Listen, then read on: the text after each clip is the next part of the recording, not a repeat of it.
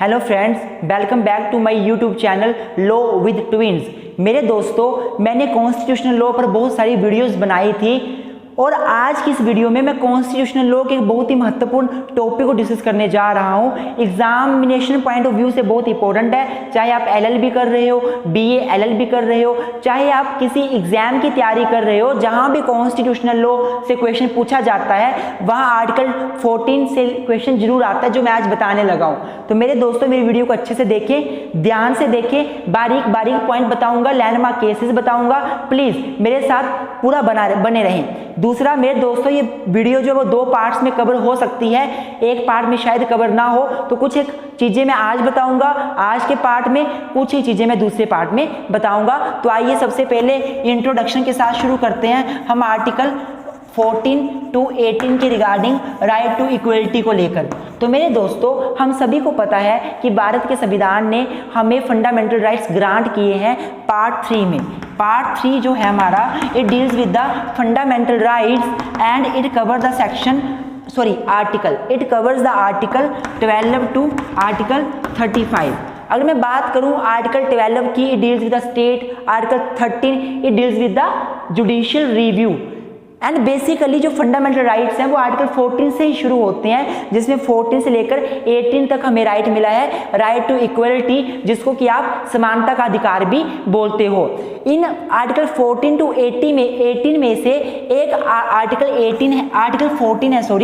Article 14 है जो बात करता है इक्वलिटी बिफोर लॉ, जो बात करता है equality before law, equality before law, विधि के समक्ष समानता की बात करता है। और आज की इस वीडियो में हम इक्वलिटी बिफोर लॉ को अच्छे से समझेंगे, ये होता क्या है और इसकी क्या-क्या इसके डायनामिक कंसेप्ट है और इसमें क्या-क्या चीजें आती हैं।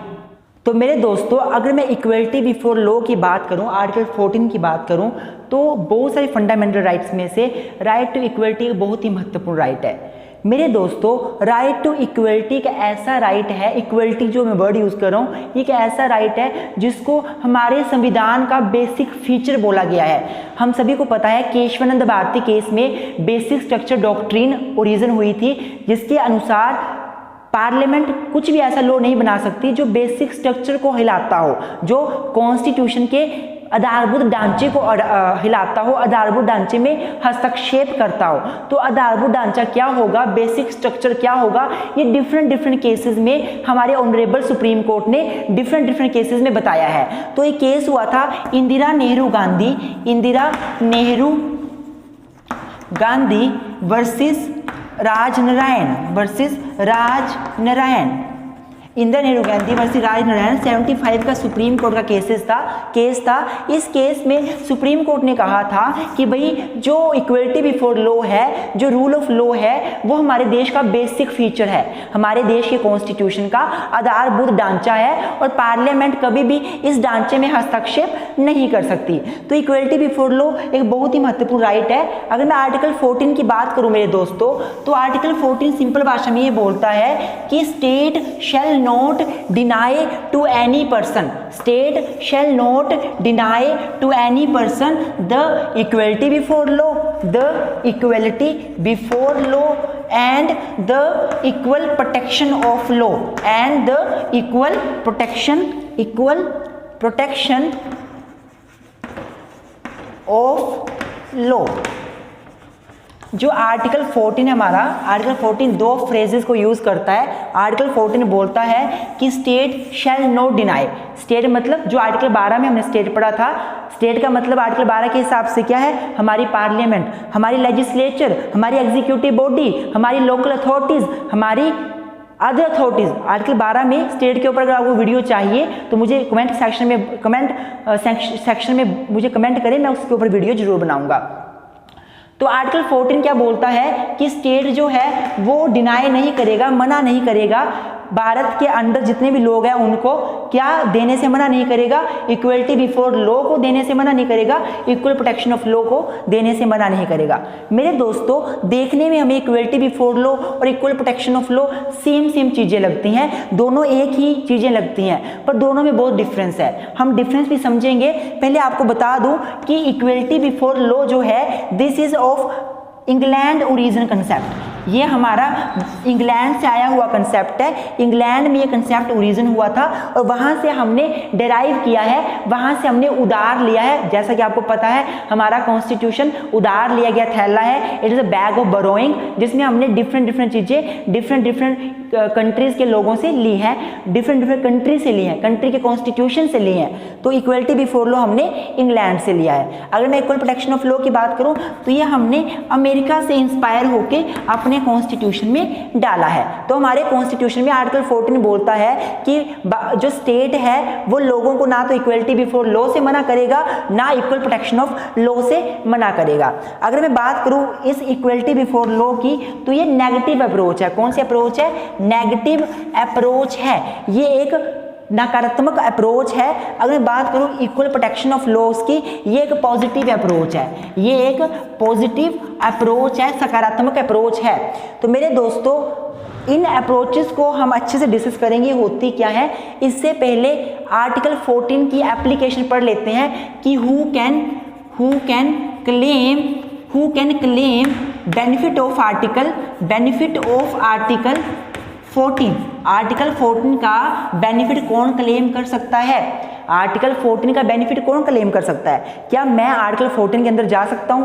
क्या हमारे देश में आया हुआ अमेरिका का व्यक्ति आर्टिकल 14 का क्लेम ले सकता है? क्या हमारे देश में बनी हुई कंपनीज, हमारे देश में बने हुए एसोसिएशन आर्टिकल 14 का जो है वो सहारा ले सकते हैं? तो मैं आपको बताना चाहता हूं, अगर मैं आर्टिकल 14 के एप्लीकेबिलिटी की बात करूं, इसका बेनिफिट कौन ले सकता है, तो इसका बेनिफिट हमारे इंडिया के सिटीजन्स ले सकते हैं, जो भारत के नागरिक होंगे वो ले सकते हैं। इसका बेनिफिट फॉरेनर्स ले सकते हैं, जो दूसरे देश के आए हुए एलियंस हैं वो ले सकते हैं। इसका बेनिफिट नॉन सिटीजन्स भी ले सकते हैं। नॉन सिटीजन का मतलब क्या है मेरा?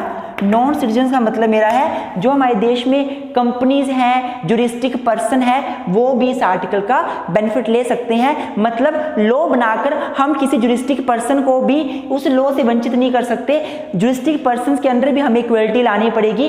कंपनीज में हम किसी तरह का भेदभाव नहीं कर सकते, करते हैं तो वो इक्वलिटी की अवहेलना ही मानी जाएगी। तो आई होप आपको ये समझ आ गया होगा। तो आइए नेक्स्ट स्टेप की तरफ बढ़ते हैं, इक्वलिटी बिफोर लॉ को अच्छे से पढ़ते हैं। तो मेरे दोस्तों आर्टिकल 14 जो है वो बात करता है कि state shall not deny to any person equality before law and equal protection of law. तो equality before law and equal protection of law में हम पहला जो फ्रेज है इक्वलिटी बिफोर लॉ उसको हमने करना शुरू किया है। तो मैं अगर बात करूं इक्वलिटी बिफोर लॉ की, तो ये कंसेप्ट हमने इंग्लैंड से इंस्पायर होकर लिया है। इंग्लैंड में अगर आप जाओ तो वहां पे एक कंसेप्ट है रूल ऑफ लॉ, एक कंसेप्ट है रूल ऑफ लॉ। ये कंसेप्ट इंग्लैंड में प्रोफेसर डाइसी थे, इन्होंने ये कंसेप्ट दिया था अपनी book the constitution of England में, द कॉन्स्टिट्यूशन ऑफ इंग्लैंड में। और यहीं से इंस्पायर होकर हम लोगों ने concept of equality before law को लिया है। आई होप आपको समझ आ रहा होगा कि जो इक्वलिटी बिफोर लॉ है ये कंसेप्ट हमने इंग्लैंड से इंस्पायर होकर लिया है। इंग्लैंड में एक कंसेप्ट है जिसका नाम है रूल ऑफ लॉ, और rule of law professor dicey ने दिया है। कौन सी बुक में दिया है? कॉन्स्टिट्यूशन ऑफ इंग्लैंड एक बुक लिखी थी, उसमें रूल ऑफ लॉ का मतलब डाइसी ने बताया था। इस रूल ऑफ लॉ के हिसाब से क्या होता है रूल ऑफ लॉ कि no special privileges would be given to anyone,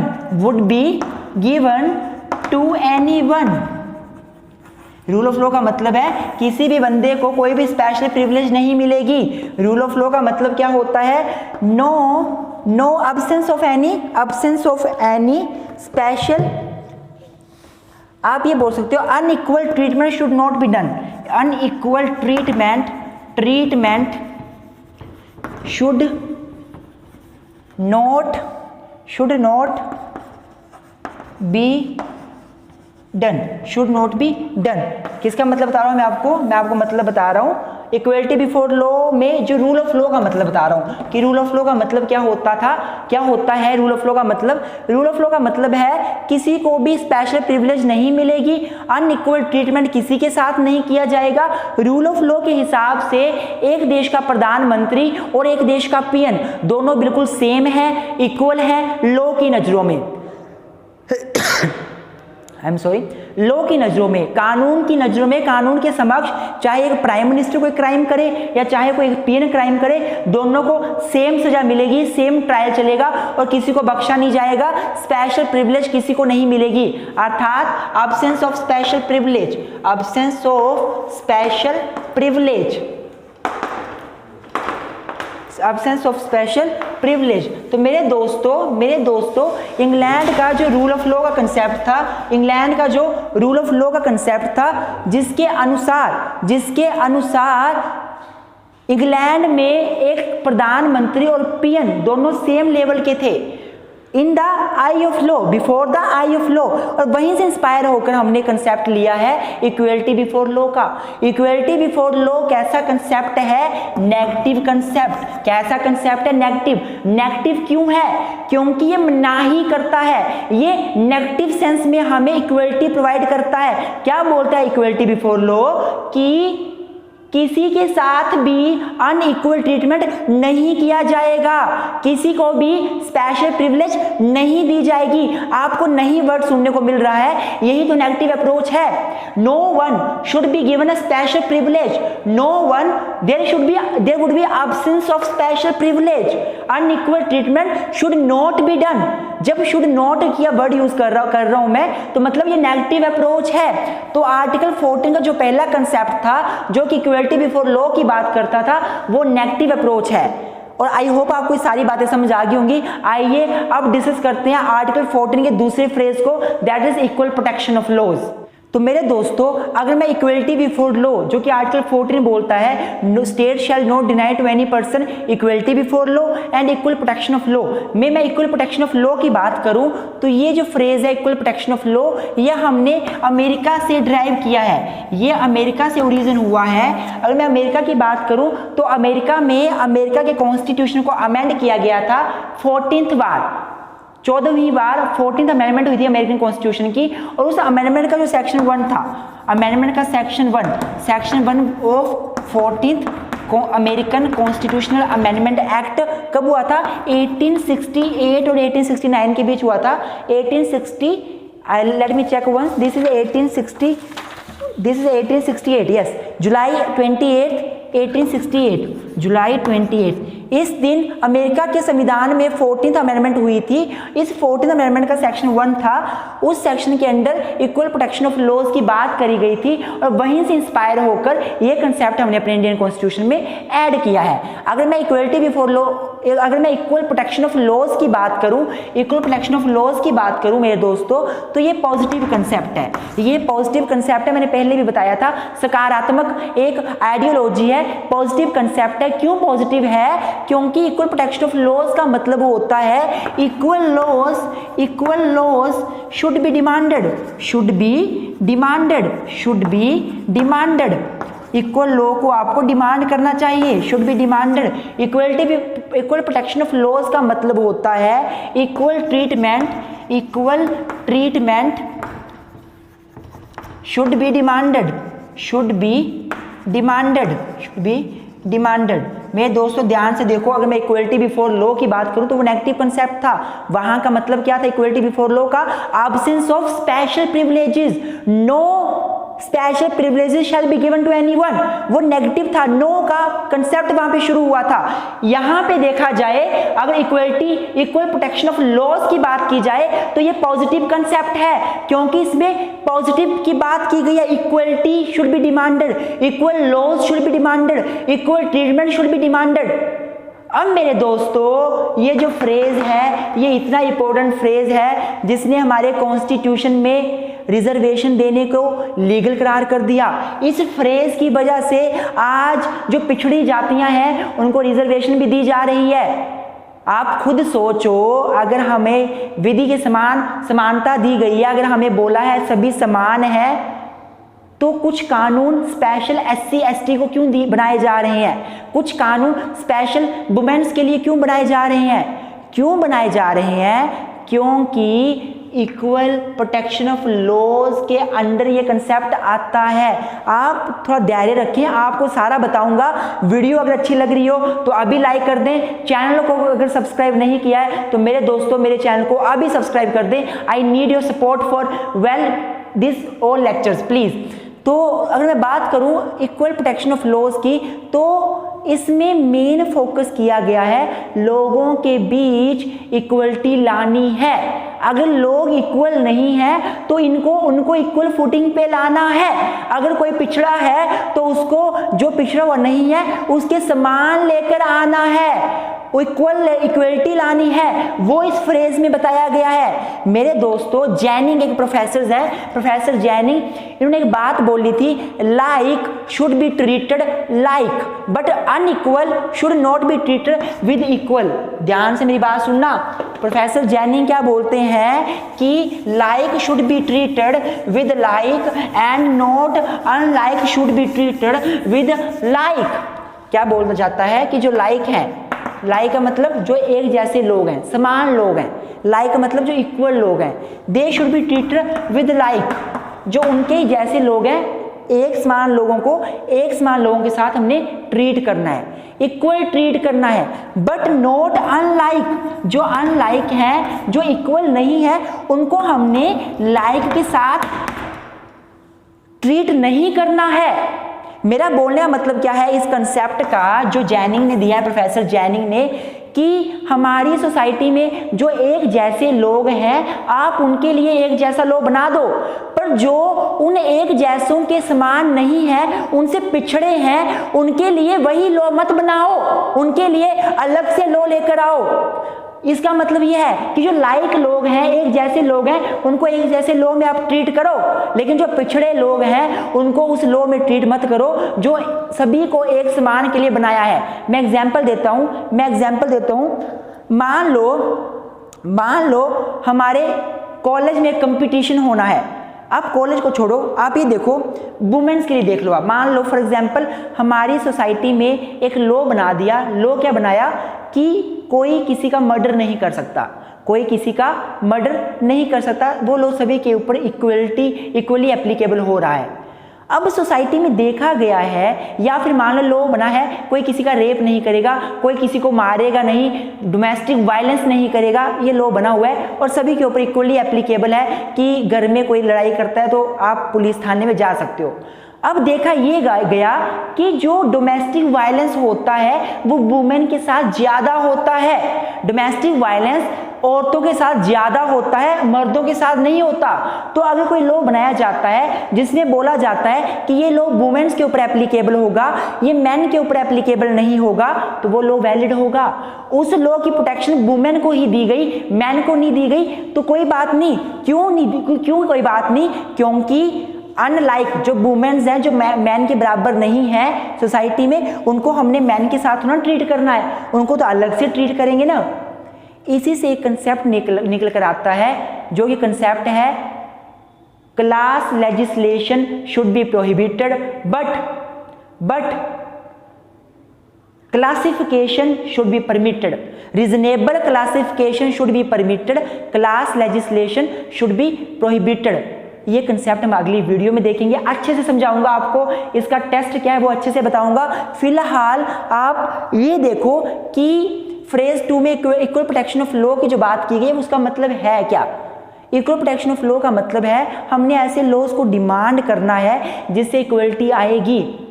आज की सोसाइटी में फॉर एग्जांपल मान लो सोसाइटी में SC ST के साथ बहुत अन्याय हो रहा था सोसाइटी में, तो इक्वल प्रोटेक्शन ऑफ लॉ का मतलब था आप ऐसे लॉ को लेकर आओ जो SC ST को ऊपर उठाकर जनरल के बराबर बना दे। ये मतलब था, कोई लॉ लेकर आए जिसने SC ST को स्पेशल प्रिविलेज दी, तो वो इक्वल प्रोटेक्शन ऑफ लॉ हुई, इक्वल प्रोटेक्शन ऑफ लॉ हुई। लेकिन इक्वल प्रोटेक्शन ऑफ लॉ के अंदर एक कंसेप्ट आता है कि क्लास लेजिस्लेशन हमने नहीं करने हैं, हमने क्लास लेजिस्लेशन जो है वो प्रोहिबिट हैं, लेकिन क्लासिफिकेशन, रीजनेबल क्लासिफिकेशन परमिटेड है। तो हमने कल इसके बारे में जानना है कि क्या होते हैं क्लास लेजिस्लेशन, क्या होती है क्लासिफिकेशन, परमिटेड का मतलब क्या है, अच्छे से पढ़ेंगे। फिलहाल के लिए आज की वीडियो में आई होप आपको समझ आया होगा। मेरे दोस्तों, मेरे स्टूडेंट्स, अगर आपको डाउट फिर भी हो आप मुझे बताएं, कमेंट करें, मैं आपका डाउट दूर करने की पूरी कोशिश करूंगा। और मैं आशा करता हूँ आपको ये कंसेप्ट इक्वलिटी बिफोर लॉ और इक्वल प्रोटेक्शन ऑफ लॉ के बीच जो मध्यस्थता है, दोनों की जो कंसेप्ट है वो आपको समझ आ गए होंगे। वीडियो अच्छी लगी हो तो लाइक जरूर करें, मेरे चैनल को सब्सक्राइब करना बिल्कुल ना भूलें। Thank you very much.